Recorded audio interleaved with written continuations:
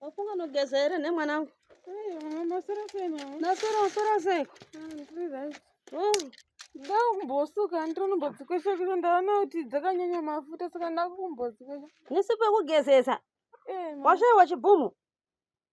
Tangoona kuti dzakanyanya mafuta ndakaona kuti sipo yekugeza ndo inonyatsosuka. Mwanangu, iyi sipo yekugezesa iyi. Haisi sipo yekusukisa ndiro. Handiti. Unotora sipo yekusukisa ndiro chibhumu mumba wachishayiwa here? Ndangoti sezvo iri ngori sipo ndingoshandisa kungosukisa. Aiwa. Sipo iyi ndeyekugezesa haisuki maplate handiti. Yoi mama. Ndomvura yekudzumburudza here? Ndangoiwa chisaka hembe ka1 chete mama yakachena inatombosviba iyi. Aiwa, mvura yakasviba mwanangu iyi.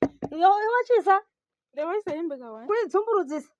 Aiwa, iyi haisuki ndiro bhaketi futi unofanirwa kukwesha bhaketi rako mwanangu rochena. Ika zvino mama zvamakufanira kuita zvekuita majuti. Ika zvino vana tete vari kutamba bhora. Inde ndichida kutamba bhora neso. Zvandakaitirwa naDhigore rino. Iko zvino mama onai baba vasiya sadza mbomo. Nandidi zvekusuka ndiro kaviri ndofana kusuka ka1. Baba vasiya sadza. Havana kudla sadza mbomo. Vanosumuka sadza richikwata panapa. Munhu anofanira kugara pasi sadza richikwata.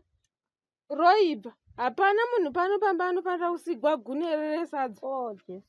Nhai murowa. Danga ari dediji zviri nani. Sadza rake ndopinda naro mumba umu.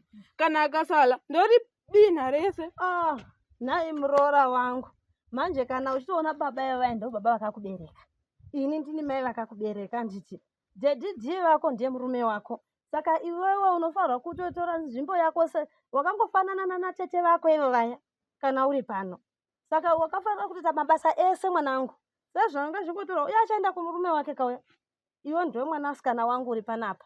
Wotofanirwa kuita basa rese mwanangu. Kana chitoti nezvinokati baba vanofanirwa kutogara poto ichikwata vanofanirwa kutedzera iwewo mutemo wako. Zvinobuda here mwanangu? Vanofanira kugara pasi vomirira sadza roibva voala kuti kwai vosumuka voenda poto iri kukwata pamoto apa vozomira kuti kwai ndipakuresa sadza kuti mutsa usiku ndakavata kunde ndavata. Iwe ndiwe mukadzi waD pano. Ndiwe mwanasikana wangu kana uchitori pano. Handiti. Saka basa rose iroro rakafanira kuitwa newe mwanangu. Alright mama. Chisuka ndiro mwanangu. Izvozvo mama ka akudhara ikoko. Kana zviri izvozvo mufanira kutosuka mega ndiro dzacho. Mufanira kumusira mega gunere racho sadza racho haina ndizvikwanisa. Iko zvino ndakaliwa nodoma nerapo. Ndezvenyu. Akudhara ikoko.